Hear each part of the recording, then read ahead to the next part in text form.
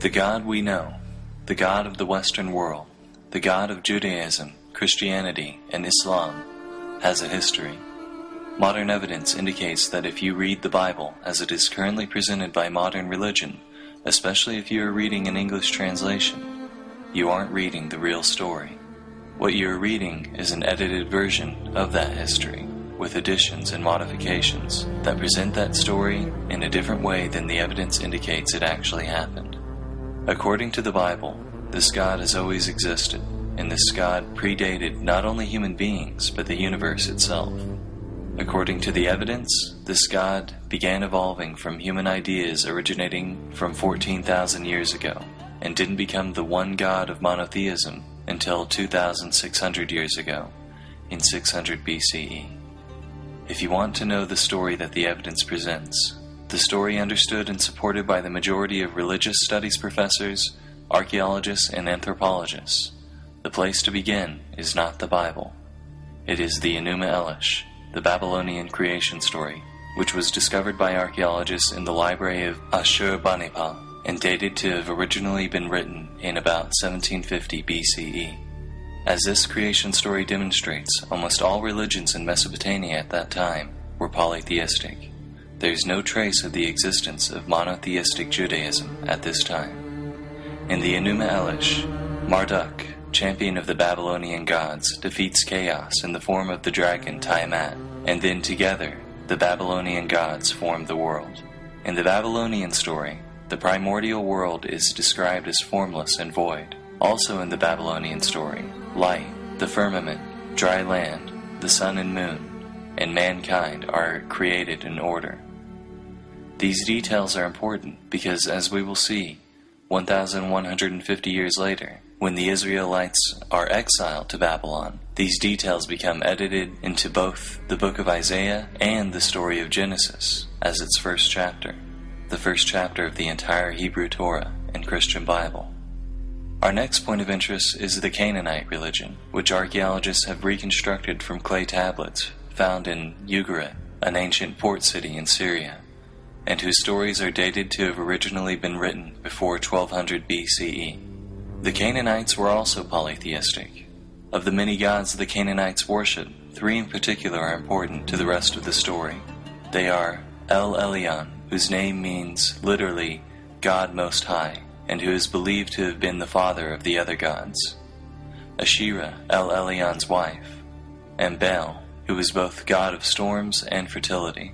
The god Yahweh of Israel and the culture of Israel itself still show no signs of existence in the archaeological record. Yet sometime over the next 500 years, the culture of Israel must have evolved, because it is at this time, from 950 to 850 BCE, that the contemporaries J and E began writing their independent accounts of the history of the people of Israel, which would later be combined into a single story. Beginning in Genesis chapter 2, none of what J or E writes aligns with the accounts of the Babylonians or Canaanites, whose accounts predated them by hundreds of years. Because of this, and because of the nature of the stories told, the most reasonable inference appears to be that these accounts were entirely mythical stories that the Israelites used to explain the world around them and find meaning in its cultural climate. But that all changes at Genesis chapter 12 with the story of Abraham. It is here that we finally find a connection with the religion of the Canaanites. We can see in the Hebrew version of the Torah that Abraham is said to worship El Shaddai, one of the names for the Canaanite god El Elyon. Abraham interacts with El Elyon in very personal ways that mirror the other pagan religions of the time. For example, in Genesis 18, El Elyon visits Abraham in human form and talks to him in person. His descendant Jacob has similar experiences, where he climbs to the top of a ladder to heaven and talks to El Elyon in a dream. Later, Jacob wrestles with El Elyon. Also from the Hebrew text, we can see that based on these experiences, Jacob makes El Elyon his Elohim, which is a term from the Canaanite religion which meant Jacob was making El Elyon his primary god. The only way that the usage of this term makes sense is if Jacob believed that El Elyon was just one god of many, and that Jacob was committing to this one god in order to receive special protection. In other words, it becomes clear from the terms used in the God they worshipped that Abraham, Isaac, and Jacob were polytheists or pagans. just like their pagan contemporaries in Canaan and Babylon. The worship of El Elyon fades from the Hebrew text as we enter Exodus, where he is replaced by Yahweh, who is said to have rescued the Hebrews from slavery in Egypt. The story of Exodus, particularly in its modern interpretation in the animated film The Prince of Egypt, depicts ancient Egyptians as the ultimate assholes, viciously enslaving an entire race for the sole purpose of erecting colossal monuments to their own glory. While it is a moving story of triumph and deliverance from oppressive circumstances, on a historical level, it contradicts the modern archaeological evidence that we have for the inner workings of ancient Egyptian culture, particularly their slave ownership practices.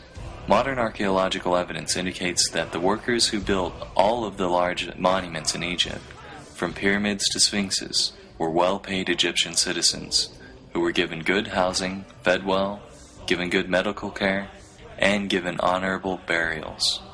Further, while, like many ancient civilizations, the Egyptians did own some slaves, there is no evidence that they ever owned the magnitude purported by the Bible, or otherwise systematically enslaved an entire race. While the account of Exodus appears to have been largely mythical, its telling nonetheless reveals the polytheistic worldviews of J and E. After the Hebrews are rescued by Yahweh from the Egyptians, we can see even in the English translations of Exodus that they sing, "Who is like you among gods, Yahweh?" and "Now I know that Yahweh is greater than all other gods." Exodus also established Yahweh as Israel's war god, calling him a great warrior who delivered them from Egypt. As the Torah progresses, its polytheistic nature compounds. After arriving in the Promised Land, no longer in need of help in war, but rather desiring to prosper in peace, the Israelites begin to worship once again the Canaanite fertility gods Baal and Asherah. Before reading a history of God, verses like this made no sense to me. In the English translation of the Bible, the Hebrews are presented as choosing between the Lord, Baal, and Asherah. How could the Hebrews be such idiots? Why wouldn't they worship the one God of all creation? The picture looks different when the God you're supposed to be worshiping is Yahweh Sabaoth, which means the God of the armies. Yahweh started as basically the Hebrew version of the Greek god Ares. No wonder he was obsessed with war and death in the Old Testament. That was back when he was still just their god of war. Now the picture made sense. Like the ancient Greeks, the Hebrews had a pantheon of gods they worshipped, or at least the gods Yahweh, Baal, and Asherah. We have archaeological evidence of the polytheistic nature of early Israelite culture in one of our earliest archaeological artifacts from Israel from 1000 BCE, a polytheistic cult stand from Tanakh. Despite their polytheism, there were among the Israelites some with an unusually strong devotion to Yahweh in particular, who are now referred to as Yahwehs. In times of peace, there was little motivation for the people of Israel to give much weight to the opinions of such radical devotees of Yahweh, but times of upheaval accelerated their opinions to the forefront of Hebrew culture. After the death of King Jeroboam II in about 750 BCE, the northern kingdom of Israel was in a state of near anarchy. On top of this, it was well known that Assyria wished to capture Israel in its moment of weakness. From this state of upheaval, 3 prophets arose, Isaiah, Amos, and Hosea. All 3 of them cried for devotion to Yahweh and disparaged the worship of other gods. From their prophecies, we can see how each of their versions of Yahweh had been created in their own image. Isaiah, a member of the royal family, had seen Yahweh as a king. Amos, a shepherd, had described his own empathy with the suffering poor to Yahweh. Hosea, who was suffering through marriage problems, saw Yahweh as a jilted husband who still continued to feel a yearning tenderness for his wife, Israel. Ultimately, their outcry did nothing to save the northern tribes, and they fell to Assyria in 711 BCE. But their words lived on in Hebrew scripture and the Hebrew imagination.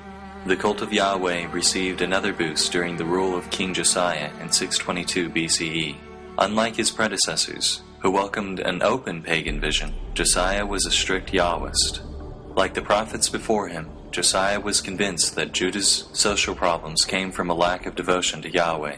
During renovations to the temple, Josiah's high priest Hilkiah discovered a lost book of the law, which was alleged to have been authored by Moses. This book was Deuteronomy, and given its conveniently timely discovery, as well as its linguistic features, the majority consensus of biblical scholars such as Richard Elliott Friedman is that it was a forgery.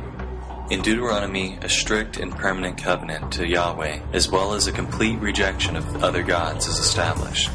It is commanded of the Hebrews that they tear down the altars and smash the idols of other gods. In response to the discovery of Deuteronomy, Josiah and his court implemented merciless reforms that officially established Yahweh as the official God of Judah. The reformers also rewrote Israelite history. The historical books of Joshua, Judges, Samuel, and Kings were revised according to the new ideology. And later, the editors of the Pentateuch added passages that gave a Deuteronomist interpretation of the Exodus myth to the older narratives of J and E.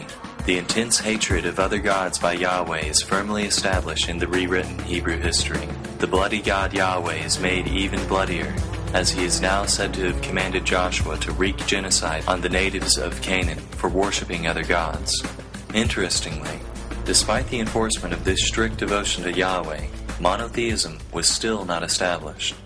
The evidence of Deuteronomist passages like, "You shall have no other gods before me," indicates that even Josiah still believed in the existence of other gods. This was still polytheism. It was just a vicious form of monolaterous polytheism that vehemently rejected the worship of the other gods. But the stage was set. In 604 BCE, King Nebuchadnezzar II rose to power in Babylon. It was well known at this time that Nebuchadnezzar sought to conquer Jerusalem. As his armies gathered and prepared, another prophet, Jeremiah, arose, once again crying that strict devotion to Yahweh and the rejection of other gods had been the solution to their problems. Except this new prophet was claiming that it was too late to do anything about it. Yahweh would use this foreign army as his instrument to teach his people a damning lesson. Like the prophets before him, he projected his own emotions, such as fury, onto Yahweh. As Jeremiah predicted, the fall of Jerusalem to Babylon was inevitable. The forces of Babylon were just too massive, and Jerusalem was just in too weakened a state. The temple was destroyed. The Hebrews were exiled from their country to live in Babylon. The Babylonian exile had begun. Their sense of defeat was devastating. Polytheistic gods in ancient Mesopotamia were associated with specific territories of land. When the Hebrews were exiled to Babylon, they felt they could no longer connect with Yahweh. How can we sing the songs of Yahweh while in a foreign land? Ezekiel, a prophet who arose among the exiled Hebrews, expressed how alienated the Hebrews had become. He too blamed their plight on the Hebrew people for a lack of devotion to Yahweh. It was then, at a time when the Hebrew people seemed most crushed, at a time when it seemed certain that the cult of Yahweh would surely die, it instead did something that religion has done throughout history in order to survive. It changed. A new author, who scholars call Second Isaiah, arose, and his words were appended to those of the first Isaiah. "I am the first, and I am the last. Besides me, there is no God." Monotheism was born. From this new monotheistic culture, the priestly source P arises. Israelite history is rewritten once again. Exodus is rewritten by P to say that the El Shaddai worshipped by Abraham and the Yahweh worshipped by Moses were the same God. Any references to El Elyon are explained by P as merely different names for Yahweh. The entire book of Leviticus is authored. Genesis 1 is crafted as an improved monotheistic version of the Babylonian account of creation. Second Isaiah rewrites Babylonian myths that were attributed to Marduk, such as his defeat of the dragon Tiamat, attributing them instead to Yahweh. The Torah is rebranded by P to look as if it had always been monotheistic. In 600 BCE, the God of Western monotheism, the God of Judaism, Christianity, and Islam, was born. Once I knew this, my entire perception of the Bible changed once again. Verses that never made sense before made sense now. This was the death blow of monotheism for me. It was the revelation that I could pick up any one of the millions of Bibles in America, from hotel rooms to Christian gift shops, and see its pages dripping with polytheism. I could see, with my own eyes, human beings giving birth to the monotheistic God.